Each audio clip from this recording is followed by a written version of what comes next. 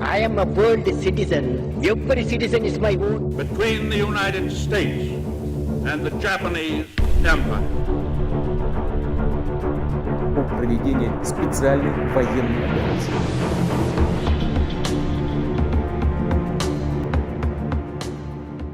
Today, we unravel a tale that resonates with a famous saying in India: "Don't make holes in the plate you eat from." Now, there's another line that might make YouTube blush a bit, so we'll stick with this one for now. It's a lesson passed down through generations, cautioning against jeopardizing something vital. Well, it seems like some Maldivian officials missed that memo.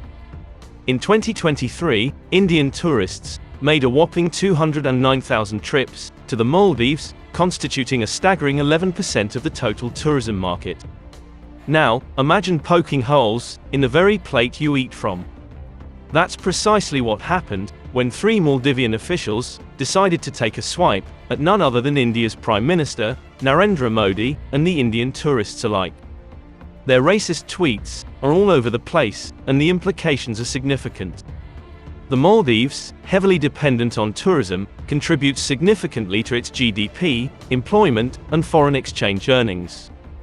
But it seems these officials forgot the delicate balance that sustains their economy. Not too long ago, the Maldives faced the wrath of external factors. Viruses from questionable country shook them to their core, disrupting their flourishing tourism sector. With international travel restrictions, lockdowns, and health concerns, the Maldives experienced a sharp decline in tourist arrivals, causing a ripple effect on various sectors. The slowdown in tourism led to job losses and income reductions for many Maldivians, impacting individuals and families nationwide. Now, in the aftermath of that storm, these officials risk stirring the waters again, with their ill-advised comments potentially alienating the very tourists crucial to their recovery. The three officials from the Maldives who passed derogatory and racist comments, forgetting a crucial truth: the unbreakable bond that exists between India and the Maldives. In 1988, when darkness engulfed the Maldives, a group attempted to overthrow the government. At 4:15 a.m. on November 3, chaos reigned. President Gayoom was in hiding. The capital, Malay Island, has been taken over by some 100 to 200 terrorists, apparently from Sri Lanka. In their darkest hour, the Maldives sent out an SOS to the world. And who answered that call? None other than India, activating the 50th Independent Parachute Brigade in Agra, along with 6 para, designated to lead the operation. Operation Cactus, as it was named. Simultaneously, the Air Force's 44 Squadron and the vanguard of the Parachute Brigade were at the Agra airport, ready to be deployed. As night fell on November 3, 2 Aleutian Il-76s, carrying Indian soldiers, touched down in Hulale, the Maldives' main airport. The news of Indian soldiers on Maldivian land had its profound effect. The rebels, ignorant of the actual strength of the Indian troops, overestimated their numbers and were overwhelmed. Faced with the might of Indian forces, they decided to abandon their mission, fleeing into the shadows. When your neighbor is in distress, India proved that nations, no matter how small, can rely on India. But that's not all.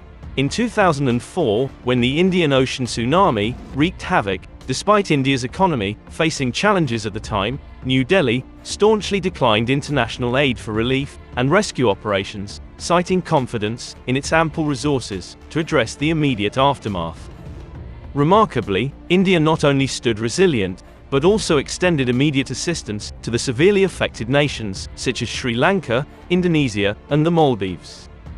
Demonstrating unparalleled humanitarian commitment, India played a pivotal role in reconstruction efforts, rebuilding infrastructure, providing crucial medical aid, and supporting the Maldives in its arduous recovery journey from the catastrophic event. This spirit of solidarity remains prevalent in recent times. Take for instance, the Nepal earthquake, where India was the first fast respondent, deploying Operation Maitri. And beyond that, India extended its helping hand through Operation Dust. The earthquake hit Turkey and Syria. To India, that they are really helpful, and they are sending their teams to Turkey, and I'm taking the Indian people also for standing with Turkey. India's commitment goes beyond governmental aid, it's the people, too. Indians joined hands in sending various aids to these nations. In a remarkable incident, Turkish embassy in India had to request Indians to halt further aid shipments as their storage capacity was full and could not accept more. The ministers who said Prime Minister Modi is a puppet of Israel seem to have forgotten how India helped all these Muslim countries in their darkest hour. Despite these instances of assistance, it's disheartening to note that, except for Bhutan, animosity toward India persists among some of its neighbors and their ministers. Interested in more? Consider this. India has consistently extended financial support and collaborated on diverse infrastructure projects in the Maldives. This encompasses the development of crucial elements such as roads, airports, hospitals, and other key infrastructure projects, all contributing significantly to the economic progress of the Maldives. Noteworthy examples include the Indira Gandhi Memorial Hospital in 1995 by P.V. Narasimha Rao government grant assistance. The completion of Indira Gandhi Memorial Hospital project and its joint inauguration by us today is yet another milestone in the ever-increasing scope of friendship and cooperation between the peoples of the Maldives and India. Under the Modi government's stewardship, a substantial renovation of the hospital was successfully completed in 2017, with financial aid from India. Additionally, the Maldives Institute of Technical Education, now known as Maldives Polytechnic, was built at a cost of 12 crore rupees and handed over to the Maldivian government by India in 1996. In 2018, India announced a $1.4 billion financial assistance package, including $50 million as budgetary support to the government of Maldives, which was for direct financial aid to support the Maldives in addressing fiscal needs or specific projects.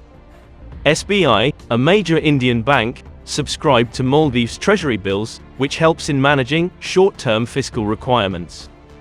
Currency swap agreement for $400 million United States dollars.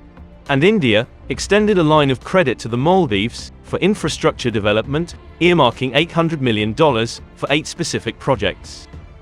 Line of credit are offered based on mutual agreements and are intended to enhance bilateral cooperation. They contribute to economic growth and development in both the donor and recipient countries. Unlike certain Western nations, like the UK and their media, which often boast about their so-called aid to India, India and its citizens do not question the reasons behind providing assistance to countries. Even when faced with criticism from ministers who may harbor strong negative sentiments toward India. Furthermore, India stands as the primary provider of training opportunities for the Maldivian National Defense Force, meeting approximately 70% of their defense training requirements. This multifaceted collaboration underscores India's commitment to the sustained development and security of the Maldives.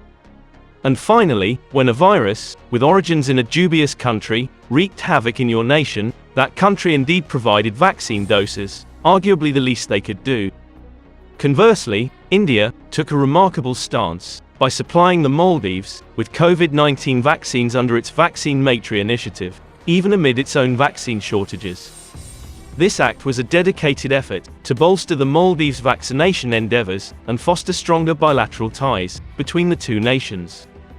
Indians, fueled by outrage, are making a resounding statement by cancelling their trips to the Maldives.